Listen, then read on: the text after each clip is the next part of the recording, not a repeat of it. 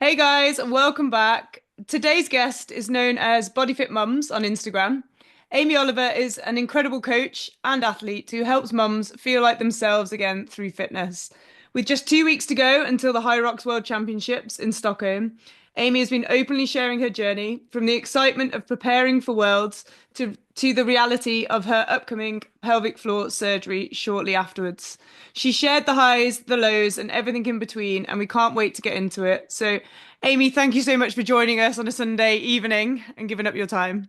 Oh, thank you so much. I literally was just listening to the podcast on my wet and rainy 18K run about 2 hours before this. So it feels very bizarre to be in this situation. Listening to the voices and now being one of the Yeah. voices. Um, well, maybe you could kind of, it's a hard question, like do a bit of a roundup or a bit of background about you for anyone that maybe doesn't know you through Instagram or follow you as to kind of what your platform's about and what you're trying to raise awareness of and talk about in the female fitness industry. Yeah, so my day to day, my bread and butter, my absolute passion is female health and has been my business. It's actually turning 10 this year, which I'm so proud Oh, of. wow. And I really have truly helped thousands of mums, more so probably based here in Northern Ireland to start off with, and now I've kind of dived into the online space. But kind of specialising in pre and postnatal and beyond. But as I've kind of got older, my kids are now 11 and 8. BodyFit Mums kind of started whenever I had just had my first Lily. So it was all about the new world of pregnancy, early days of postpartum, and just trying to really find your feet again. Trying to be that kind of support network and that community that so many mums need. And at the time that I was kind of going through it, Northern Ireland was very far behind the times in postpartum care. I had been working in gyms and things beforehand. My whole life has evolved around exercise, sport, did my degree in sports science, nutrition, and then was just working in a gym. But then once I had Lily, I was just kind of thrown into the unknown world of pre-postnatal. And I just kind of realized the support that mums need in terms of finding that piece of you again and rebuilding your body and your brain and your mind, and how life is just completely thrown upside down. Um, so fast forward then 10 years, we've now helped thousands of mums all across the world, and continue to do so. But I suppose as I've got older, we're now kind of going into the world of perimenopause and menopause. And I think I always joke with my clients that I kind of run like a secret We Hate Men's club, to be honest with you. Um, so yeah, that's pretty much what BodyFit Mums is all about. Just one big girl power community of women. Yeah. Love Oh, that. sounds crazy. And what about if we rewind just to before that? You were sporty at school. Like how did your like upbringing, what was your upbringing like? Were you a sporty kid at school? Had that always been where you were going to go into the fitness industry? Yeah, big time. My mum always jokes that whenever I was in a really bad mood, I don't ever really remember being in bad moods, but apparently I could have been a bit moody, I suppose, as a teenager. That she would always just kind of send me out to go for a run. So that's probably the world that I lived in. But yeah, every team sport you could possibly think of. And then once I kind of went to my secondary school, I got into the thick of cross country. That was my thing. So I did that really competitively throughout school for about 4 or 5 years, probably about 5 years. Represented Northern Ireland in quite a few races across the world, and then kind of went into a bit of track. And then whenever I was about 16, the world of volleyball kind of hit me. And I think looking back in hindsight, I maybe had potentially started too soon in the world of cross country athletics because it was so intense. Um, and I did miss a lot of things in terms of like growing up and going out with your friends and things because it was just training, competitions. And I loved it at the time, but kind of when I think back now, maybe it was a little bit too much too soon. But with volleyball, then I only actually retired a month ago after 21 years, and that was with national Northern Ireland team and club. So yeah, that's kind of been a bit of a I haven't even put it up on social media yet, girls, because I just can't bring myself to tell the world that I've officially retired after 21 plus years. But yes, in answer to that, everything sport, fitness has always been my thing. God, Wow, that's that's great. Are you crazy. tall? You're super tall. I'm actually not that tall, and do you know what? My main position was middle hitter, middle blocker. So I'm only about 5'9". So I actually am quite one of the smaller ones, but I can jump really high. Yeah, I bet. Blimey, Yeah. that's such a, it's quite a niche sport in this country, isn't it? Yeah. Did you do beach volleyball or anything like I that? touched a little bit in beach, but I was terrible in beach. Court definitely was. Yeah, I've traveled so much with NI, and a lot with Northern Ireland volleyball. Like it's still like anywhere really. It is such a great sport, but one that there's not much funding and things in. So, Mm. but yeah, court volleyball is class, and even at university and things like I'm always such a advocate that that's how you meet like so many people is through sport. So it was a big part of my university life as well.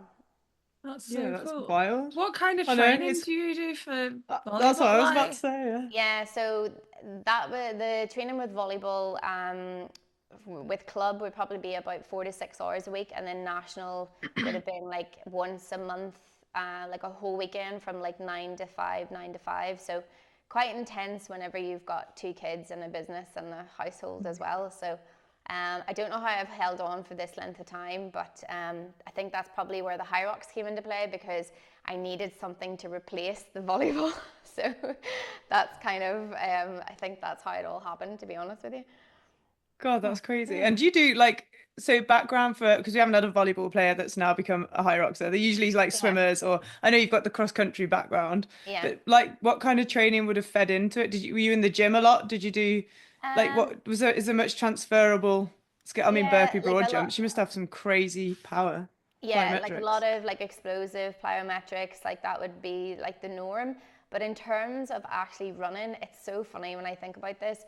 The first time I actually went out for a proper run was during COVID, which is like what, 6 years ago, Yeah, 5, 6 years ago. Yeah. And I yeah. remember trying to run my first like 3K, and it absolutely killed me, like killed me. And I remember just thinking like this used to be my thing, but I think because I had gone in so hard at such a young age and I had to make a lot of decisions, and I think that's maybe why the running had taken like I had taken a back step with the running because it can be quite a lonely sport when you're competing across country and it's just you, whereas I fell into such a team environment with volleyball that I think that's maybe why um, I just kind of diverged away from it. But in terms of like yeah, the gym, the explosiveness and everything else, um, definitely a lot of things kind of transfer, although I absolutely despise wall balls. I don't think I'll ever be good at them.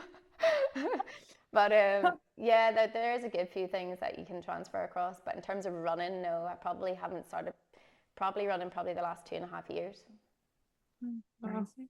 And then for Hyrox, then, when did you kind of first enter into that space? And I guess your kids were still a bit older. Was it more recently that you Yeah, found Hyrox? so my very first race I actually did with my husband and another couple that we went to Madrid in. So that was in Madrid. I think it was March 24, and I don't know how we just heard about this random race and it was away, so it was a good excuse just to kind of go. But like, oh my gosh, it was well, it wasn't terrible. It was good fun, but it was just one of those kind of like, what was that? But I just remember running around the track in Madrid and just thinking to myself, I was like, this is class. Like, this is really, I really, really like this, even though I was dying at the same time. And me and my husband, the way that we crossed that finish line, like it was just more a sense of relief than anything. But I kind of had that kind of taster to it. And it was just kind of a fluke, really. And I think that was March. And then I joined a coach, I think it was maybe like August of that year. And then I did my first singles in Birmingham, which would have been Birmingham's like the first UK race, isn't it? Mm. Yeah. Yeah, so that would have been 24, and that was my first singles race. So yeah, I just kind of thought, right, well, I'll give this a go, and I knew like in the pipeline that I would be kind of retiring from volleyball soon, so I needed something to replace it with, and it just happened to be Hyrox. That's so crazy. So did with the volleyball to like finish that chapter, did you know when you were finishing? Were you just like, oh, my last season's going to be 25, 26? Or did you have like a Well, competition and then you were like, I'll phase it out and I'll phase in Hyrox and start doing a bit more running? yeah, I think I only kind of left the national squad probably the end of last year. So at one point I was doing both, which I have no idea how I did. Not even just with the training, but just with like, because my kids are older now, they're into every sport, and you're literally like living in your car for like hours on end. So how I juggled that aspect of it, I have absolutely no idea. I wouldn't advise it to anybody listening either. Um, and then I only just retired from my club team. That was kind of like, that was going to be hard because that's been my club for since I can remember, since I was like 16, and I'm 37 now. So it's been a very long time with them. So yeah, it was a lot of hours of training, probably too much in hindsight, but I had to phase it. I couldn't just cut one. It had to be a gradual process. And can you not go and play like fun games, or is that not a thing? You can. The only thing I think that really scared me was we were actually playing a match against the Republic. So I play for Northern Ireland, and then we have the Southern Ireland team. And I went to dive for a ball, and my leg kind of went in front of me before my body went, and I completely ruptured like my hamstring. I was out for about 20 weeks of running. So I think because volleyball is so unpredictable and you're kind of throwing yourself all over the show, it kind of, at the age of 37, it's a lot easier just to run around in circles and do a few kind of stations rather than throwing your body all over the place. So I think that bit after that injury, I was still trying to start, the training of Hyrox, and then that kind of scared me a little bit. So I would like to say I probably would, but I don't know. I don't know if it would be worth it. Yeah, fair. Fair. And then this is, I guess, kind of taking the topic to pelvic floor and postpartum, but volleyball as a sport involves a lot of jumping. So Yeah. I feel like And I don't diving on the have. floor. Well, yeah. So how did you like Yeah. get back into that sport? And yeah. Yeah. So this has been, uh, I don't know how that's another reason why I don't know how I've lasted so long. I think when it comes, so I suppose a little bit of a background in terms of what changed with my body after having Lily.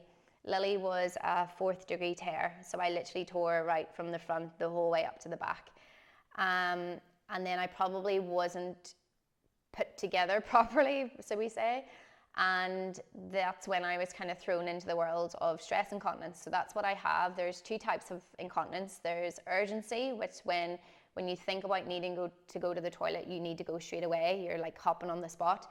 And then stress incontinence is when you lose control due to pressure. So if you cough, if you jump, if you sneeze, anything like that. So, and in the world of pelvic health can affect so many women in so many different ways. It doesn't just have to be incontinence. It could be prolapses, diastasis recti, when the tummy muscles separate. There's lots in terms of the world of pelvic health. And unfortunately, stress incontinence was the world that I was kind of thrown into.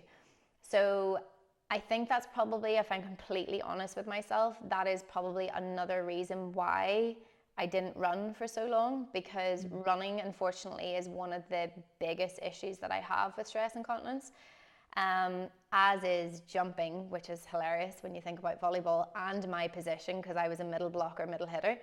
But I think it took me about a year and a half after Lily, because obviously I couldn't play volleyball up to a certain point when I was pregnant. And then whenever I came back, it definitely took me longer than what I anticipated it would.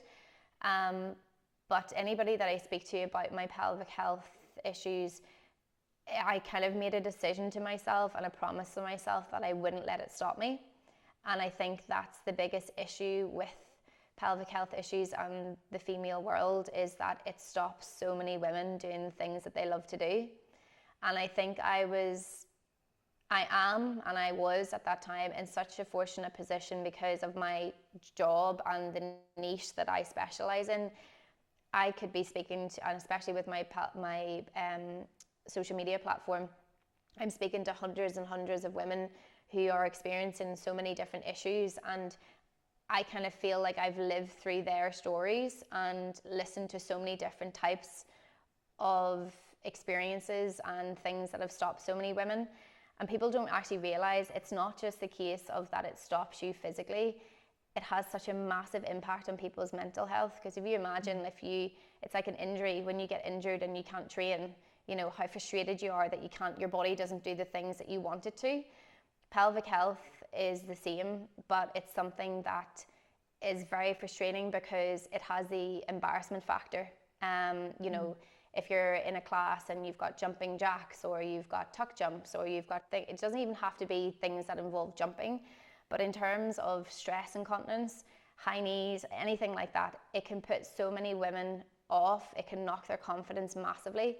And if they have an experience where they leak or they lose control in front of a big group of people, and normally when you're in a sporting or fitness environment, a lot of people could be wearing, tight clothes or light colors, and there's no hiding from leaking. So if somebody has a bad experience, it can really, really put them off exercising in general.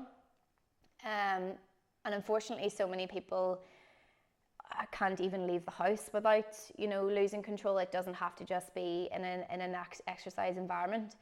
So I think because of, one, with my population and my niche that I deal with and specialize in and my platform on social media, and knowing the world of pelvic health through myself and through others, I made a promise to myself that I wouldn't let it stop me. So when it came to volleyball, I have been through every possible thing you could possibly think of to help me in terms of stress incontinence. So I have been on so many clinical trials across the world. I have tried different types of devices, pessaries. So I should have actually brought one with me to even show you, but I have so many different types of devices that you basically insert that will kind of support the neck of your uterus and kind of push everything up to that. Is meant to kind of stop that pressure from falling down, obviously, and then when you leak or when you cough, or that kind of pressure of jumping or running, it's meant to obviously support. So I've tried so many, I can't even think of how many it would be now to this point over the last 11 years. There are lots of different types of clothing and garments that you can wear to support. Would you believe I actually have weights for my pelvic floor, girls? There's such a thing that exists. So if you could imagine, I could just see your faces too. It's like, what? Yeah, how does that work? But yeah, even the weights for the pelvic floors, they're literally just it almost kind of looks like a small tampon, and you've got all these colors of different, and it just gets heavier and heavier and heavier. So I've had weights training for pelvic floor. I'll actually never forget when my physio sent me them, and they arrived, and there was 5 different colors. And of course, naturally, the type of person that I am, I lift the heaviest weight. And I'm okay, no problem at all. And you literally just insert it like a tampon, and it literally just shot straight out and just hit the floor. I was you meant to try and hold on to it? Oh yeah. You meant to yeah, okay. You're meant to just put it in, and then you're meant to obviously keep it up. So it's trying to engage the pelvic floor, that it's obviously to train it for the endurance side of things, and then there's lots of different things you can do with them, but the main aim is that you're able to keep this weight and you're meant to just go about your day-to-day activity. So you're meant to start off on the lightest weight, which I then obviously had to, and even with the lightest weight, even after 5 minutes it was starting to fall out. So yeah, so I've done weights training. I obviously have had extensive rehabilitation programs. I've tried everything over the last 11 years. So in terms of obviously volleyball, there's lots of ways that you can kind of not hide the issues, but I would be wearing a device and a pad. You could be wearing, black shorts, but you could never really kind of get away from it as such.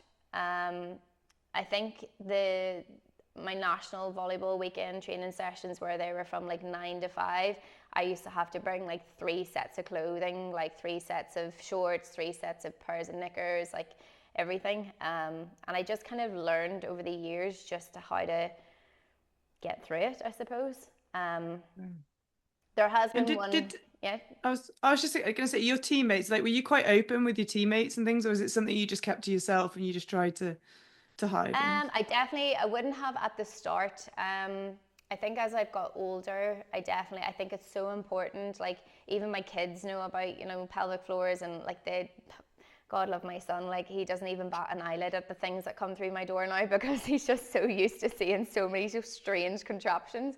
But yeah, at the start I definitely would have been, because I hadn't really properly accepted it. I think there's such a process to acceptance. And I think at the early stages, I probably hadn't accepted it myself. Like, there actually was a time, it was actually further on, when I was playing an international match and I was wearing a pessary. And pessaries, there's different types of things where you can just trial and error them yourself. A pessary is something that you'll get properly fitted by a physio, and a lot of it's all trial and error, just to see, if it's going to stay, if it's going to work in the way it should work. And what may work for me, may not work for you guys. Everybody's obviously very different, and obviously their shape and what they need it for. But I was playing an international match, I can't remember who it was against, and there was a big crowd in the stadium and everything else. And I remember jumping and hitting a ball or doing something, I can't remember. And as my position as a middle, I don't play the last back two positions. And I remember this device literally just falling straight out and just sitting in my shorts, in my knickers, in the middle of this international match. And I literally just had to like run off the court to the side and just pull it out and just throw it to the side of where our bags were and just run back on the court. And I did it so fast. I remember like my head coach just kind of like doing this, and then just, yeah. So there's definitely been a lot of horrible situations that I have been in over the last years that most people would go, absolutely not, that's me, I'm done. But I think it was just a lack of, a mixture, of sheer stubbornness, determination, and just knowing that I just couldn't let it stop me.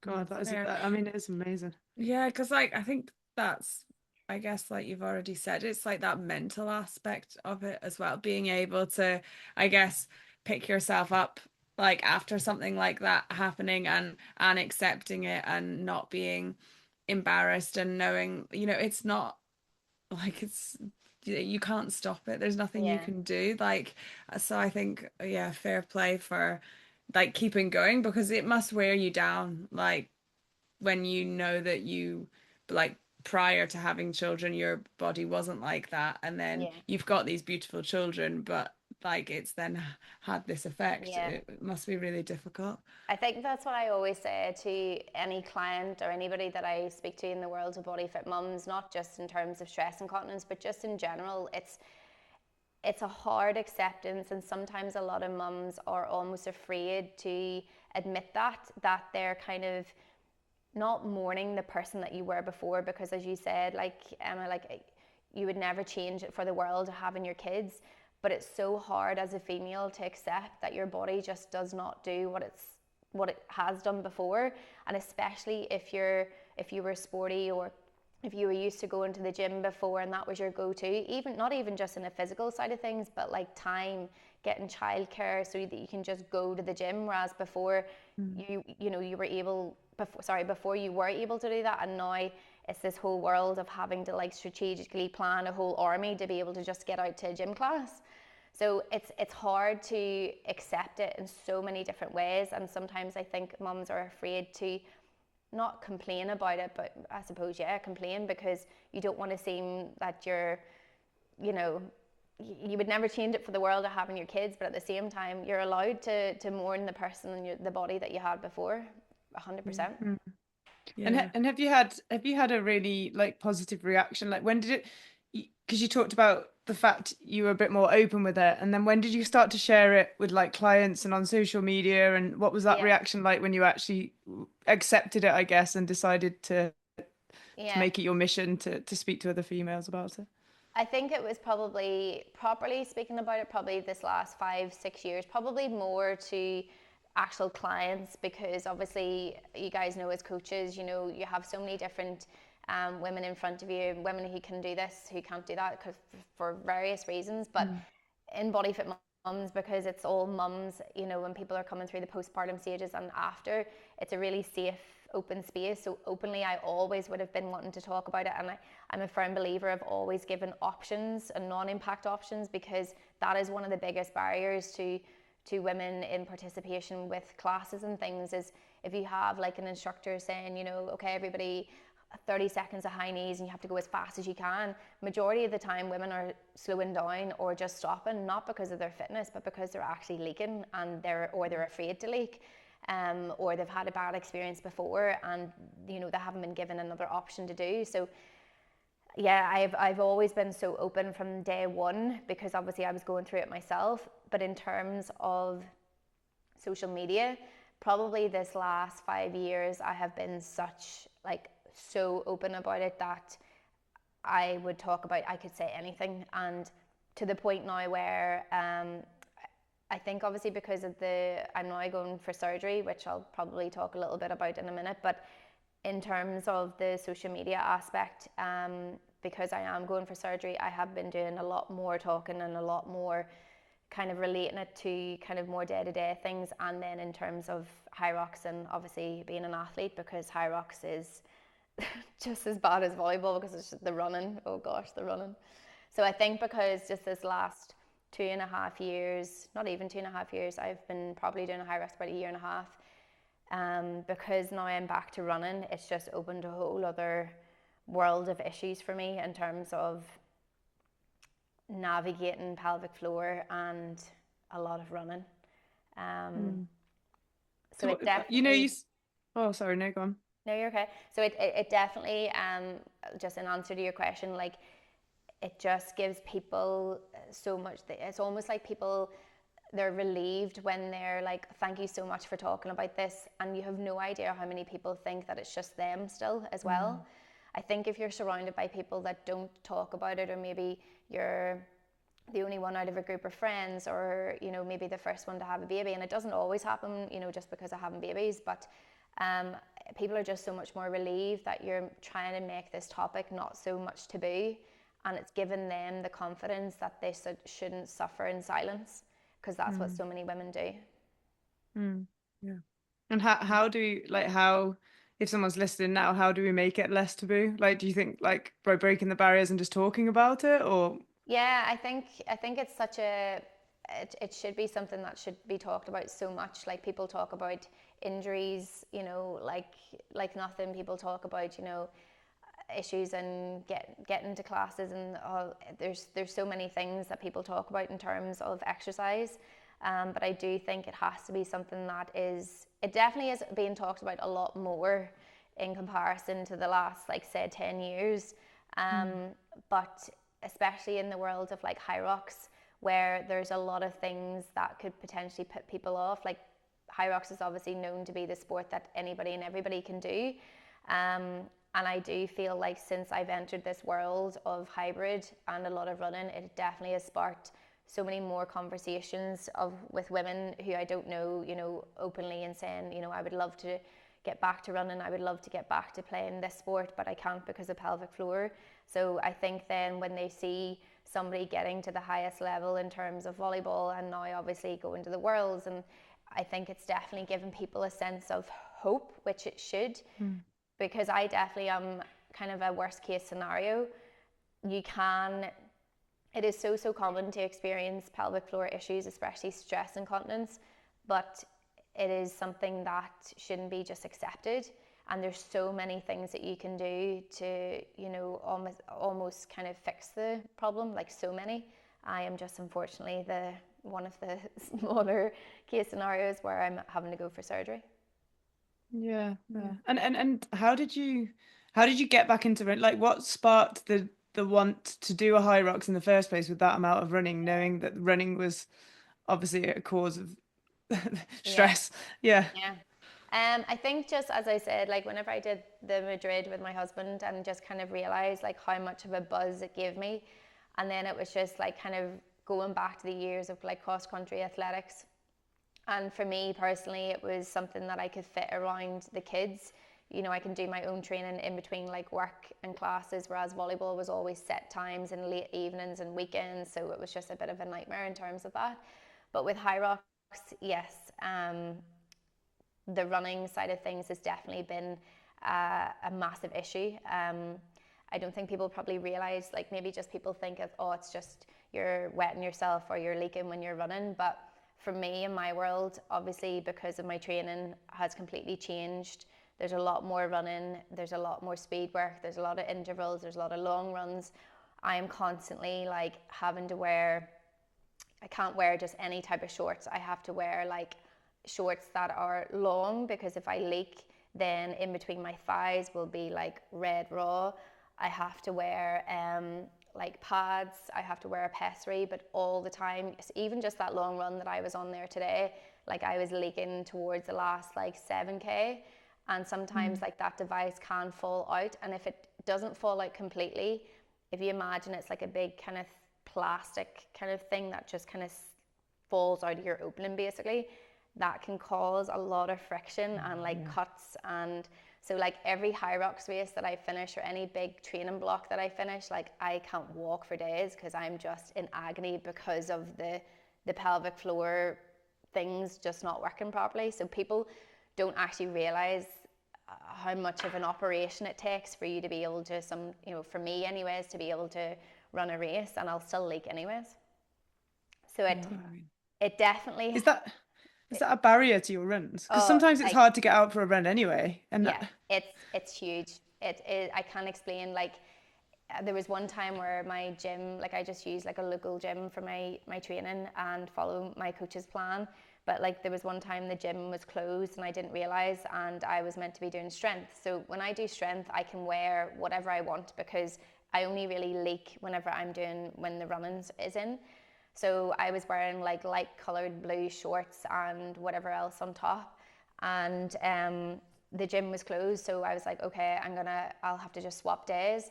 But I couldn't just go out and run at the gym. There's a big like lake that and everybody runs around. I actually had to go home because I didn't have a pad on, I didn't have a pessary, I didn't have the right type of shorts. Like I literally couldn't go and do that training session. So it's hard because you literally have to have everything planned. You can't just randomly just change your sessions. Or like if I was like, I don't know, in the gym and somebody said, oh, hey, do you want to join this session? If I'm not prepared for it, like it's either I leak really badly in front of people that I don't know. And when I say leak, like if there's a lot of running, it will be down my legs. Like there's no hiding it. So for me to get to where I have got to, sometimes I'm like, how have I even got here?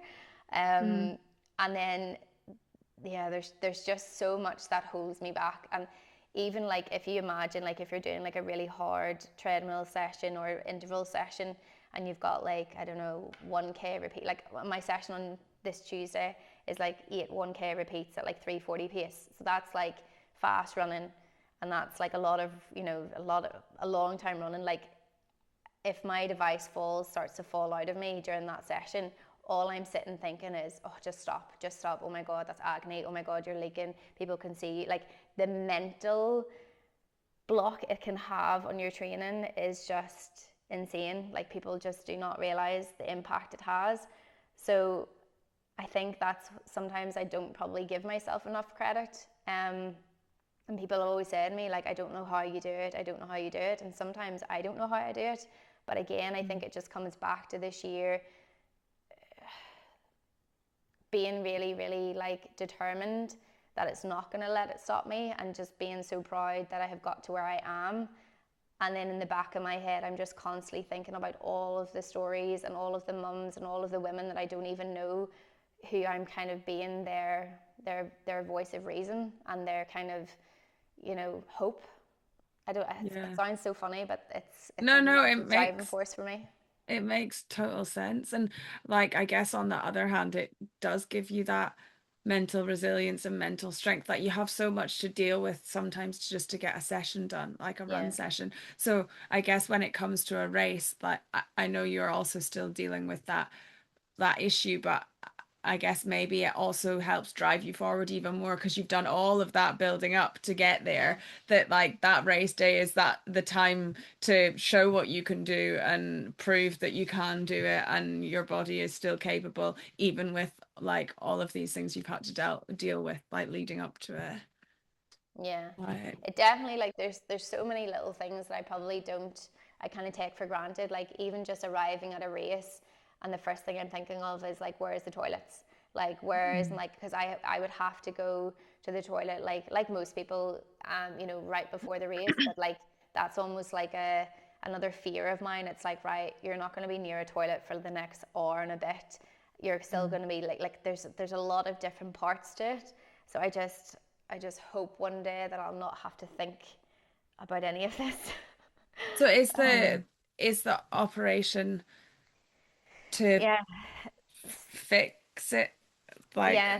So the operation is kind of like a last. It's kind of like the end of the road, and I have to be so careful whenever I just kind of say, "Oh yeah, I'm getting surgery for pelvic floor," but I want people to realize that this has been the last 11 years of trial and error and testing and devices and like the first point of call for anybody struggling with stress incontinence is to go to a specialised pelvic health physiotherapist, because majority of women can become symptom free with a really good rehabilitation program.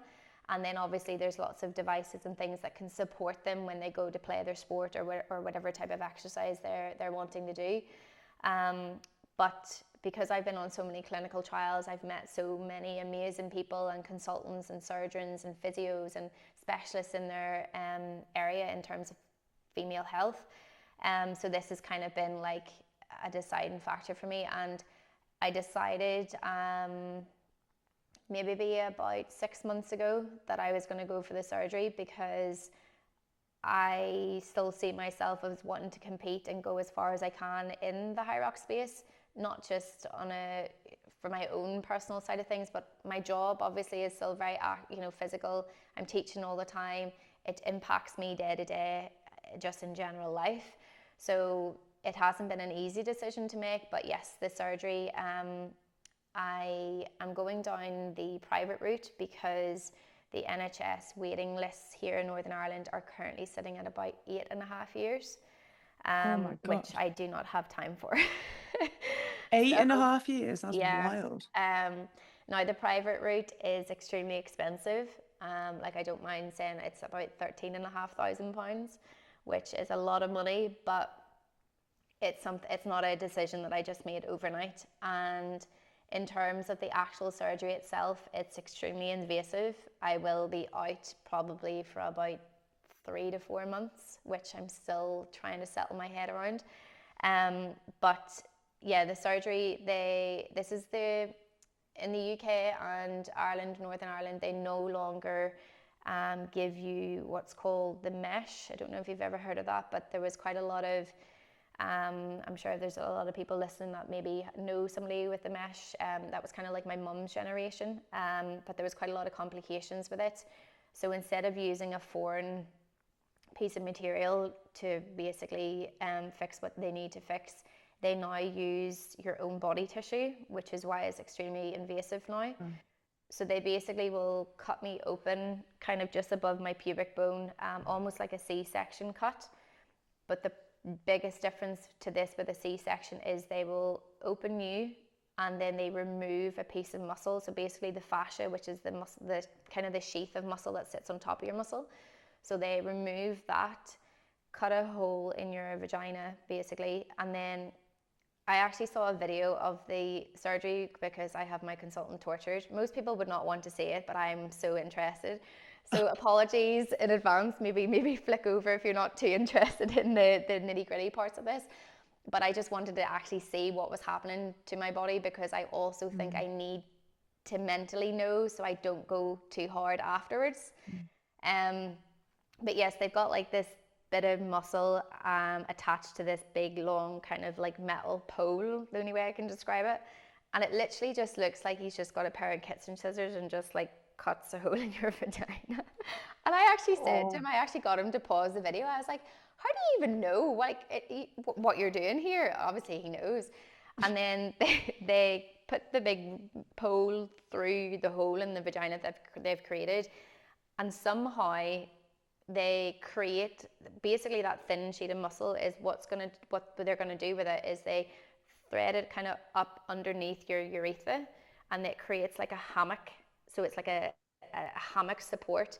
So whenever I cough or run or jump or sneeze, my pelvic floor doesn't have the strength to support it. So basically everything like leaks because that pelvic floor isn't doing what it's meant to be doing. So this thin sheet of muscle is creating this hammock effect that it basically, when I cough and jump, it kind of lifts everything up with it. So they pull it up through underneath your urethra and then actually pull it up through the hole in your stomach that they've created, and then it all kind of like fuses together. So he's told me that, my surgeon has told me that the worst part of the recovery is not actually down below, it's actually the stomach part, because they're actually taking that muscle out. So with a section, you're opened and closed, and it's almost like a zip. But with this, because that fascia has been removed, it's extremely hard to pull your tummy muscle, like pull it all together again. And that's the bit I just have to be really careful about. So yes, it's Faye, your face. Wow. That is super invasive. That is like, I'm just thinking, I'm almost holding my stomach thinking about it. And I'm like, I think So it also kind of, as somebody that's like into fitness, and you're a super fit person, you like, I don't know, your body's kind of like not your temple, but it's like your yeah, machine to achieve what you want to achieve. And you've been, at the top of your game as like a national volleyball player. And then for someone to like kind of take you, I mean, at least you've got loads of muscle. That must be yeah. pretty good. So, Probably loads to choose from. They're probably like, God, I've got an athlete coming in here.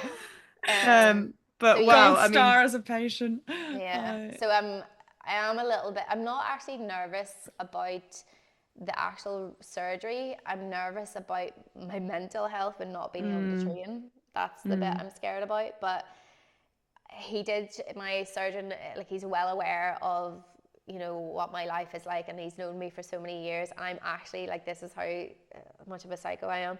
So I go to Stockholm, obviously, for the Worlds, and I fly back on Monday, and my surgery is Tuesday. God. Because in my head, I was like, okay, well, the rest of the world is going to be on off season. So in my head, it's not as bad. So, yeah, so it's like, what, 15 days away to surgery. And Yeah, pro God. singles And is 11 days. are you more nervous to start on the start line in Stockholm, or are you more nervous at like, or is one thing is Stockholm kind of like probably is it distracting you from it? I don't know, or is one distracting Yeah, you from the other? Like I that's think two pretty intense things very close yeah. together. I think because like I've been doing a countdown on social media every week from my surgery date for the last like 24 weeks. And I think that's what's given people such a massive eye opener to the world of the issues and all the complications and all the mental effects. Like, there's just so much to it. And I think that's maybe where our BBC News kind of then covered it as a national news report, and it went mental over here, and it was again just trying to like spread the world about pelvic floor. But as soon as somebody hears, okay, like an athlete, an ex-volleyballer, somebody going to the world championships in Hyrox, it's like, oh, okay, like people start to listen a little bit more. Mhm. So again, it kind of goes back to that being that voice for so many women and trying to kind of get the word out that it shouldn't be something that you should just suffer with. But I suppose, yeah, in answer to your question, one has kind of been distracting me from the other. I think for Worlds, for me, like Stockholm it's almost like going out with a bang. Mm. Yeah, yeah. Because it's been that long that I just cannot remember what it feels like to just go out and run or go out and train and not have to worry about pads, devices, shorts, colors of clothes, leaking. Like, yeah, it's just been that long. I just can't remember it. Or like just being wet or the embarrassment. Mm. Like every Hyrox race, I'm just like, how people don't see it. Like, every race that I run in, like I'm always wearing black shorts, but the two races with my coach Dina, I know you guys love LSKD too, and as a brand, I think they're amazing. And the first race I raced with Dina, we wore bright yellow, the flowy shorts, Oh, And I leaked the whole way through those, and you could definitely see. And then the last race in Barcelona, we wore the purple and pink ones, and it wasn't actually too bad color wise, but yeah, I just can't wait to just be able to wear whatever I want as well. I'm sick of black. yeah, no, Yeah, fair. And yeah, what and just not what's having that choice, isn't it? It's like it's mm, taken away from you for like through no fault of your own. Yeah. It's yeah. Sorry, what Faye, I cut you what's off. the success rate with the surgery? Is there like a high success rate? Do you know many people that have been through it or? Yeah, so because I've been so open and vocal on social media, I'm so lucky that I've been able to speak to so many people from loads of different backgrounds. I've been speaking to a marathon runner who is now 5 months post surgery, and she's back running. When I'm like, oh my god, like, what's it like to be able to run? Like she wasn't just as bad with the volume of leaking for her, and people don't even realize, like, so many people I know like will stop drinking water like before races. Like, can you imagine, like, you know that dry mouth you get when you're racing Hyrox? Yeah. Like, I remember like my first 4 races of just not drinking all the whole day, the morning of a race, like, because the more volume and fluid you have in you, the more you're going to leak. So there's just like, even that in itself, of the amount of years I've probably competed completely dehydrated, it's just not good.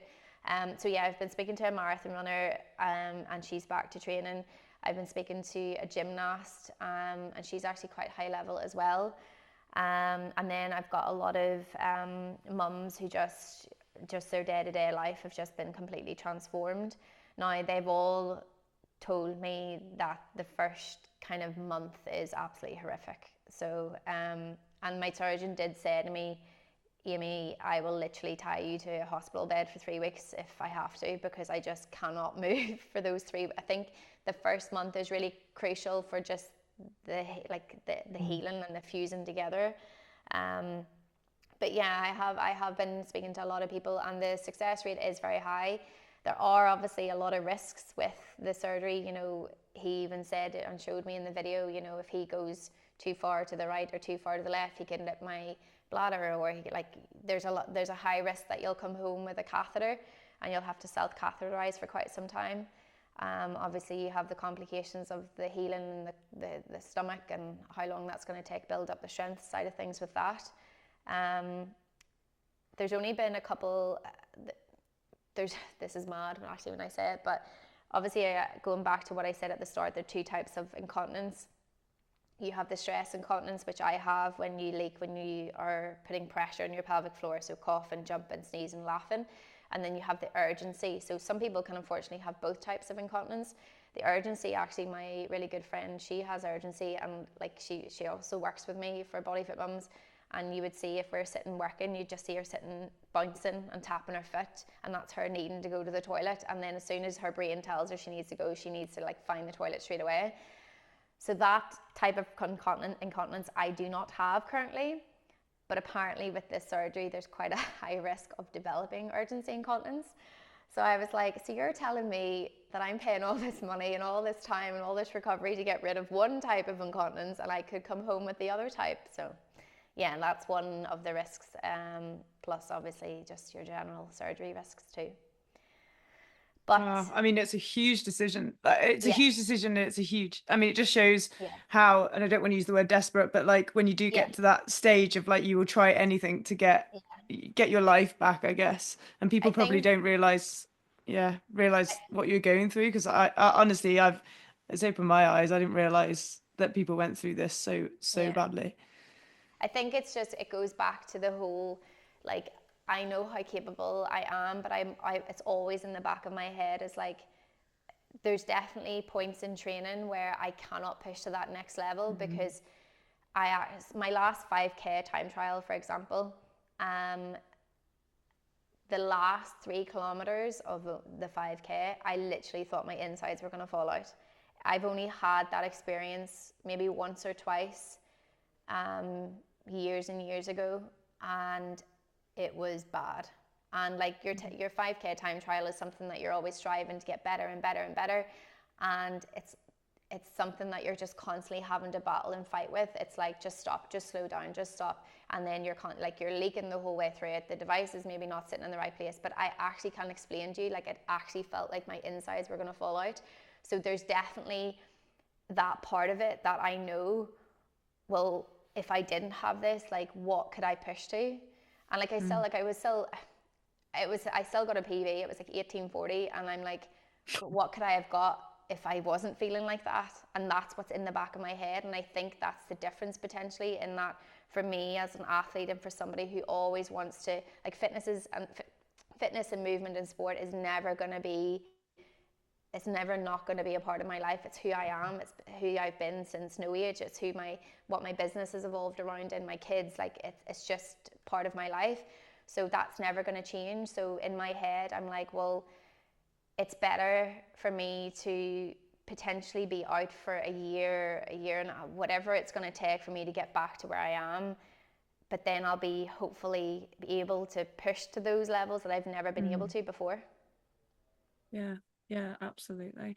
And how has, like, this training block for you been leading up to Stockholm? Have you enjoyed it? Have you, like, I don't want to say like savored it, but knowing what you're about to go into, has it, like, have you really tried to take it all in? And then is that your aim do you have an aim for Stockholm and for the race? Yeah, I think it definitely helps kind of being in that position of, like, you can't help but not think like it's like your last rodeo, because I don't know what's going to happen after this. I don't know how long it's going to take me. I hope I'm going to have such a great success story, like all the women that I have been speaking to, like the marathon runner and everything else. But it is always in the back of my head of, like, you know, I'm so incredibly proud of what I've achieved in the Hyrox space in such a short space of time, with everything else going on. And I do kind of feel it's like, well, it might be my last chance. I don't really want to think like that, but it definitely is your driving force of, like, let's just go sort of thing. I will be terrified like absolutely everybody else in Stockholm, I'm not going to lie. I don't think that tunnel gets any easier whatsoever, but I just have to, like, I actually do get so emotional, like, even in the tunnel, even just in Barcelona with Dina. And Dina's my coach. Like, she's such an amazing person to race with. She can be very scary at times as well, but that's the way she needs to be. But, like, it just kind of gives you that kind of, like, just go for it sort of thing.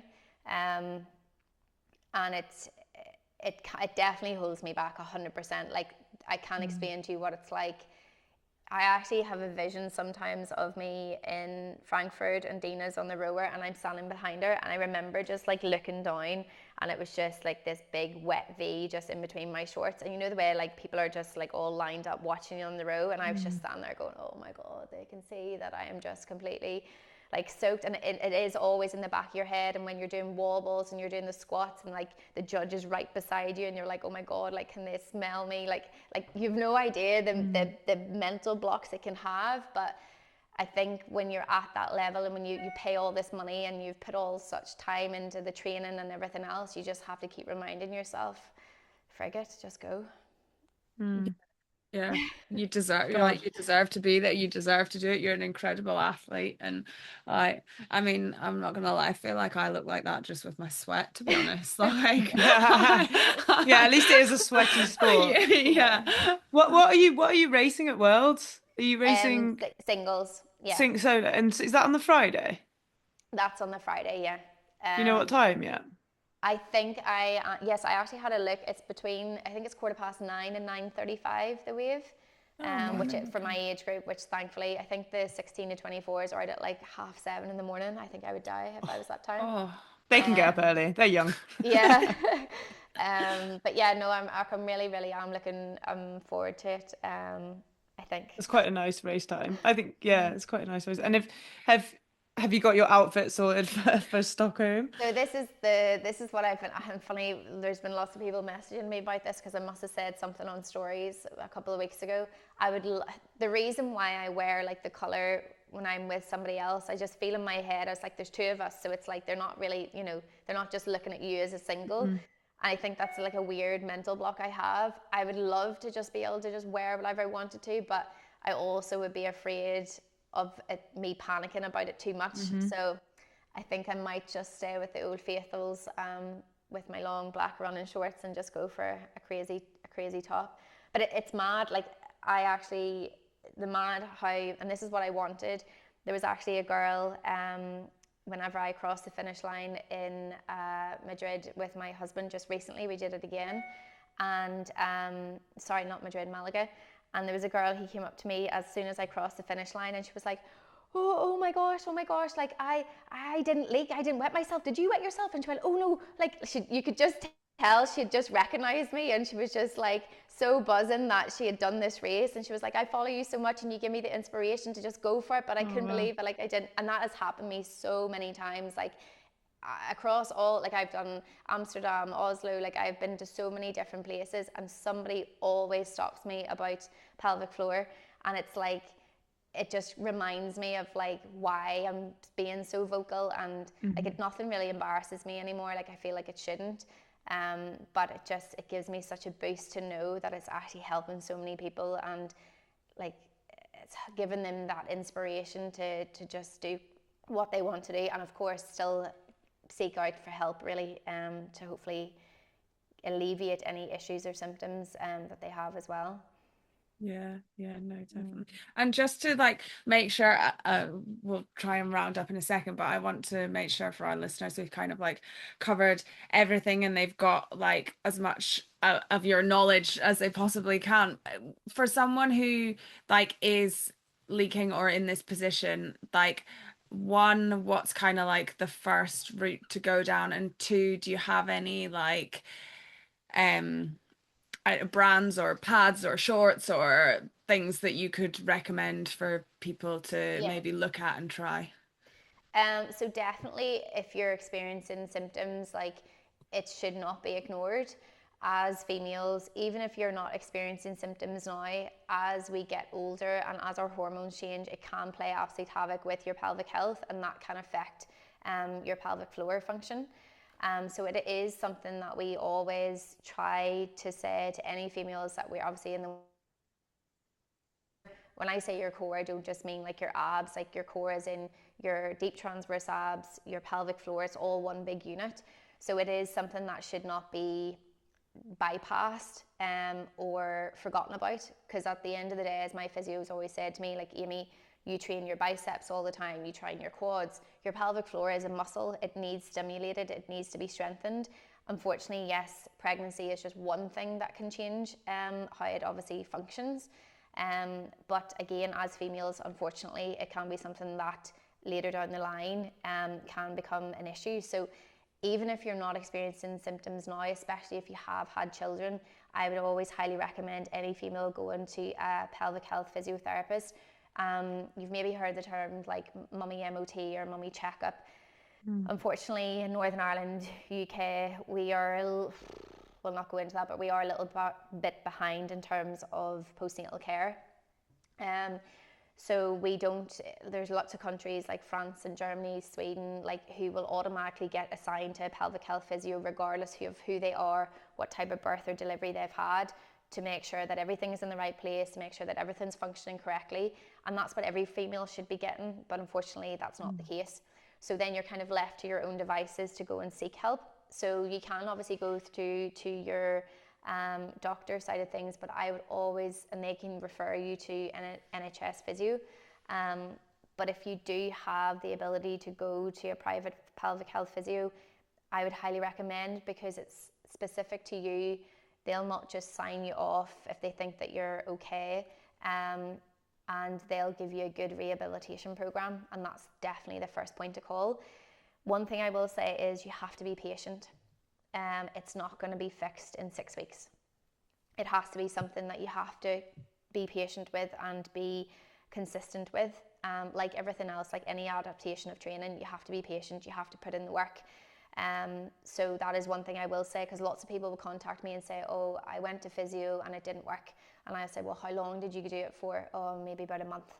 Like, you have to be putting in the work for it to obviously help. So that is definitely the first point of call. And then whilst you're doing your rehabilitation, and obviously when you're being seen and checked, just on that note, I would also recommend getting the internal exam. I know a lot of females maybe go, oh, I don't want that, or it's kind of like smears and things like that. but they will not fully understand how your pelvic floor is operating. Some people have an overactive pelvic floor. So if you imagine like a pelvic floor is kind of like a jellyfish, it draws up and then it releases. Some people don't have the ability to release it and it's just sitting kind of like this. So it's overactive. So there's lots of different reasons why your pelvic floor may not be functioning correctly. So they need to know exactly what is actually happening, what's not functioning properly, to give you the best rehabilitation program. So that is definitely the first point to call. In terms of like shorts and clothing, etc., there is a great brand called EVBs. I have been in a lot of clinical trials for other sporting garments. One in particular, my volleyball girls took the absolute mickey out of me for about a month because it made me look like I just had one bum cheek. And it was literally like trying to get into a swimsuit. These things are tight because they have to be. They basically like pull you up and like pull you in. But yeah, I waddled about with bum cheek for a whole national training camp one weekend trying them out.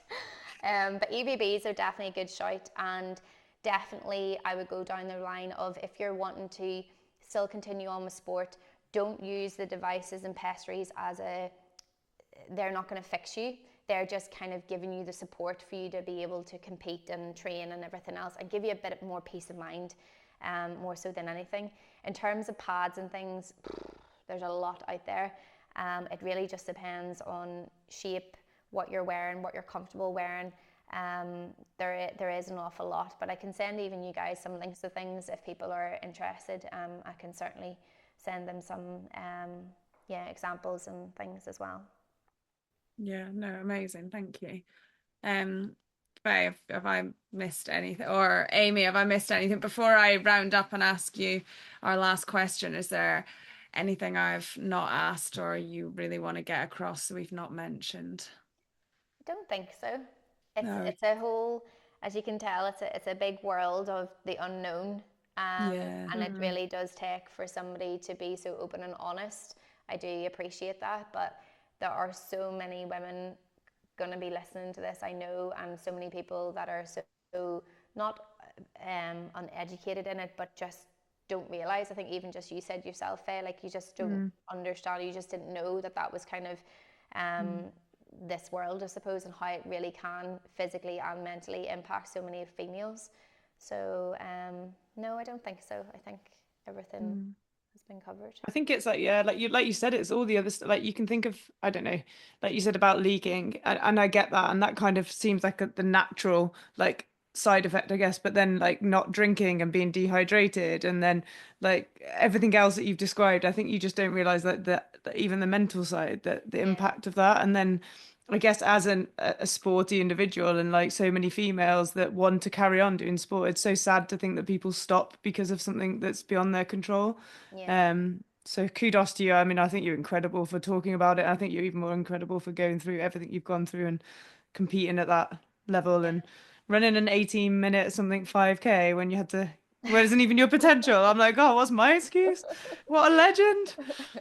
Fair No, play. it's horrific. I think that'll probably be like I was so excited and so pleased, but at the same time, it was horrible. It was um, not a good, pleasant experience to say the least. And as I said, the hardest part about that time trial was the mental head of it. A 5K time trials are hard enough as it is, but I was in just, yeah, there was a lot to it that day. Really, I really mean, a lot. your mental resilience now must be crazy. And I can see what you mean about like just the frustration of not knowing what you're capable of. I think Yeah, just not knowing how far you could push. So yeah, I really hope for your sake, like keeping everything crossed that everything goes well and we get to yeah. see in like a year or two, like actually what you can do. Because I think that'll be Yeah. incredible. I think the hardest thing will be, as I said, the mental side of the recovery period. But as I said, I have been speaking to so many amazing people, and so many are back training and things. So Dina will just have to try and I keep saying to myself, like maybe like the second half of the next season, who knows? But I don't want to jump the And gun too just soon. before you jump to your last question, have you put anything in place? Because I know you've obviously recognized it's going to be really tough mentally. Have you put anything in place like before you get to that, like anything that you're going to try and do instead of training to like help you out or a support system to try and make sure you Um, can get through it? I think like I always have to be busy. So I can put a lot of time into our community and clients and things. So probably a lot of work. The kids are also going to be off school for summer, so that's going to be interesting as well. But I think I just need to, I'm kind of looking forward to like the break, because like everybody else, like by the end of the season, it's just like you're almost there. And I think just the break side of things. But I just have a lot of plans and stuff for more so work, and I suppose I really want to try and document the recovery process too, because I know that's going to be a big element for so many people who are potentially going for surgery or considering surgery as well. So I think that will be another big part of it too, is the documentation of the aftermath. Yeah, absolutely. Yeah, fair. Okay then, well, I'm gonna ask, what message or advice would you give to your younger self or the next generation of girls coming up? I think whenever I think about this, like I have an 11-year-old, and I know it sounds like such a cliche, but like I always say to her, and I wish I had said it to myself more, like coming up, that the only limitation is yourself, because there's a lot of things in the world and a lot of variables that can come your way, and you can always navigate around those things. And really, the bottom line comes down to the only limitation that can set you from one person to the next, or for what you want to achieve, really is yourself. And I think it's just having that belief in yourself and that confidence in yourself. And I do believe that learning about yourself is probably one of the most important things that you can do. What makes you tick, what makes you stressed, how to pull your stress levels down. I think it's such a powerful thing, is self-reflection. So that would be my one big thing I wish I had done more of when I was younger. Yeah, no, absolutely. I mean, I think you're incredible athlete, incredible mum, incredible advocate. Like, it's been awesome to speak to you, have you on. Thank you, I guess, on behalf of everyone, for being so open and honest and sharing your story, because it takes a lot to be vulnerable and put it out there, and I know that it'll have helped so many people. So thank you so much for that. Where can everyone, if they don't already follow you, follow your journey, see how you get on in Stockholm, then your recovery, and if anyone wanted any help or advice, could they reach out? Yeah, BodyFit Mums is my social network platform on Instagram and Facebook. And I do mean it when I say, like, it is an open space. If you've been listening to this and you have been affected by anything to do with pelvic health, or if you're not too sure of other things, there's a lot of other things that can go in terms of female health, like prolapses. We haven't even covered even any of that. It is definitely an open space, and the doors in my DMs are always open, because I know just how much it does help so many people. And the conversations I have with so many people I do not know, both on social media and at races and everything else in between, it's mad. So never be afraid to reach out at all. Amazing. Thank you so much. Yeah, thank you. I mean, I feel like, there's probably still so much that we could unpack, and maybe in a few months, if you've got some spare time on your hands in your recovery and you want another episode, maybe we could have another chat and talk through anything that we've not covered today. But thank you so much. Huge good luck for Stockholm, and we're keeping our fingers crossed and hope everything goes well with the surgery. No, thank you so much for having me. I'll have a little bit more spare time on my hands, so I might hold you to that. Yeah, sounds good. That'd be good. Yeah, definitely.